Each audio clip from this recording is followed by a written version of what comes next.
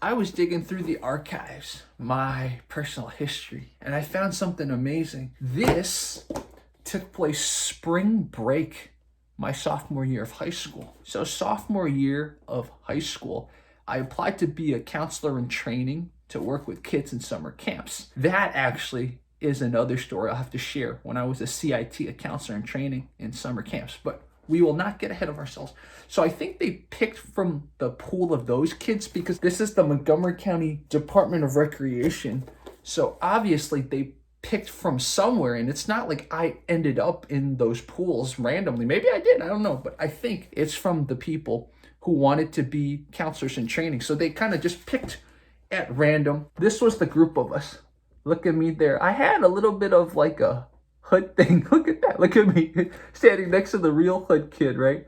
So I don't remember this kid's name. This kid was a troublemaker. This kid, Devontae, was from a very educated family, so he was cool. Quentin, the staff that was teaching us, all of them were like, this kid's gonna grow up to be so handsome. So this was Quentin. I forgot their names. I forgot her name. This was Eddie. Forgot his name. He was really troublemaker too. And this was Andre. There was another blonde chick that came on the first day, but then she left. She left. She claimed there was an excuse like, oh, I'm busy for spring break or something. We would have had more representation of white people, but the blonde girl left the first day. Anyway, so spring break in April, a group of us were just selected to attend this kind of leadership little mini conference thing. It was pretty cool. I honestly learned a lot, man. I learned a lot. And a lot of you who've watched my channel know I transferred high school. So I didn't have many friends in high school. So it was pretty cool. You get to meet a bunch of new people. Basically the experience that I wish I got when I started high school. So before I explain the social dynamics, I have to explain to you how the seminar was done. So they had maybe 5 to 6 tables, so way more tables than there were kids, because every table could sit about 4 or 5 people. So they obviously thought that more people would respond and show up. Like I said, the blonde girl came the first day, and I believe there was someone else that came the first day too, but I forgot. I just remember the blonde girl. I was like, man, why couldn't you stay? You were really pretty. So they had about 5 or 6 tables, and then there was a staff of about 5 to 6. And then there would also be guest lectures every day. So this is a little itinerary breakdown. We even actually got CPR certified and first aid certified. You know, now that I think about this, we actually did a lot. So here you see, this is the itinerary for the day-to-day. This is day 1. This was day 2. This was day 3. And this was day 4. I love the ground rules. Even when I was in high school, I didn't even have a cell phone back then, but they said, turn off your cell phone. So a precursor, a premonition for the times to come. Besides learning a lot about interviews and leadership and conflict resolution and all that stuff, a little bit about marketing, customer service, some really good stuff. Things that sort of resonated with me. The social group evolved from the first day we got there to the final day, and that's what I wanted to kind of explain to you guys. So the first day I got there, I sat at a table with this kid, her, and her. So it was me and them. I think Eddie was at a table with him and Quentin, and eventually he showed up late, and he was really nervous, so he was making fun of him, and he sat at a table with them. These kids were all from different schools in our region, right? And I was from one of the, you could consider, richer schools or the higher achieving schools. As kind of our personalities became known, he was a little loud, he was a little loud.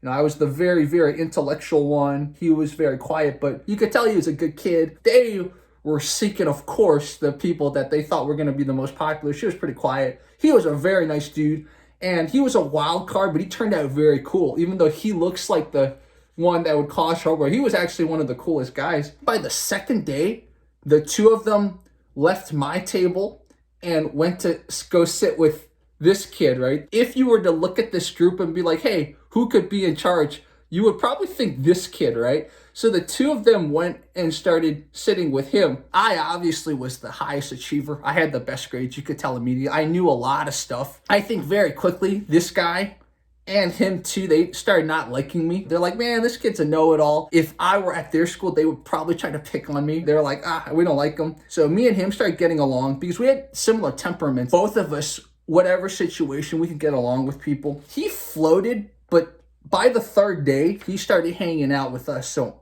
Andre started coming over to hang out with me and Eddie.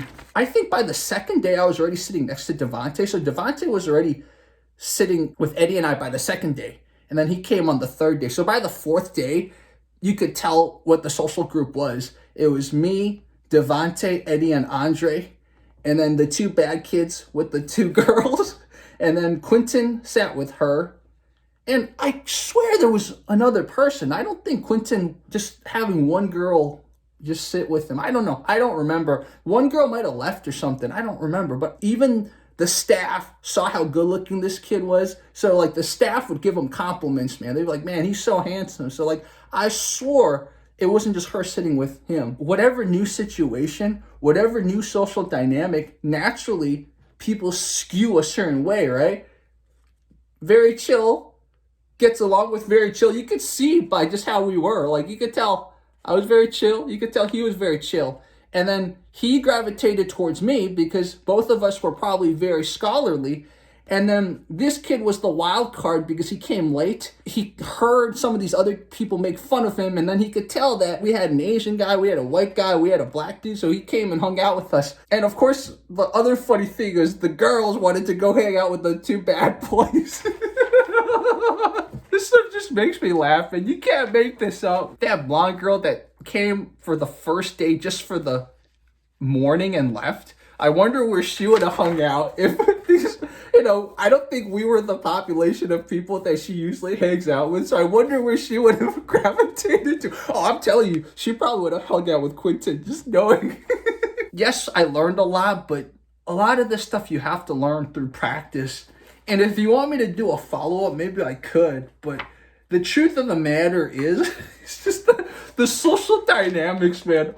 The fact that I found this, because I've been wanting to make a video on this for a while, because even in high school, I remember on day 4 laughing. I'm like, wow, no matter what kind of social situation, no matter what, not everyone's going to become best friends, even if they're all new to the situation, just by personality differences and other things.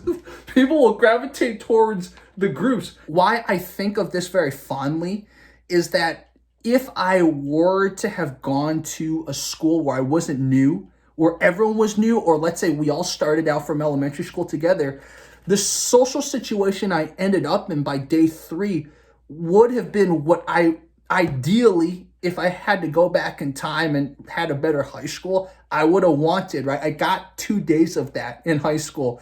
We had 2 scholarly kids, just a kid who was just cool, and then another kid who's probably a little edgy but still awesome. Like, wouldn't that be the coolest social group? I don't want to hang out with the troublemakers. I don't want to hang out with the people that like the troublemakers, right? I just wanted to have a diverse group of people who accepted each other.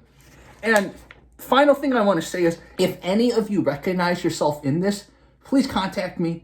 I would love to see how the kids in this leadership conference ended up, and I'm serious. Those of you who see this, if you recognize yourself in this, please contact me. My email is in the About section. I would love to see how you guys ended up. I'm very curious about Quentin, seriously, because the entire staff really liked him. Like, they thought he was going to grow up to be the biggest stud. I'm curious about this kid because, again, I think he probably thought he would have been the most popular kid. And I'm curious about Devontae, too, because, he seemed like a really smart kid. Eddie and I actually kept in touch. We actually saw each other when we did counselor training, so it was pretty cool. But then I lost touch with him. So, Eddie, if you are still somewhere where you see my channel somehow, please reach out to me. I'd love to see how you're doing. Andre, too. Andre and I actually were connected the longest on Facebook. But, we never talked because, again, third day was when Andre and we started hanging out, right? So I didn't get as much time to hang out with Andre as Eddie. I mean, anyone else, seriously. Just because I called you guys the troublemakers doesn't mean you guys were the troublemakers, doesn't mean you guys are still the troublemakers. So anyone that wants to contact me, man. I remember she sang. So me and her, that's why on the first day we sort of became friends, and then, they started hanging out with the bad kids. I honestly don't remember her too much. I don't know why. Any of you who have funny social situations like this, please let me know, man. I love learning from simpler times because simpler times are a microcosm that you can pick from because society is complicated. But if you can find little case studies that filter out the extraneous information, you can learn a lot about societies, especially about social groups, which is something I love doing on this channel. Okay, guys, talk to you soon.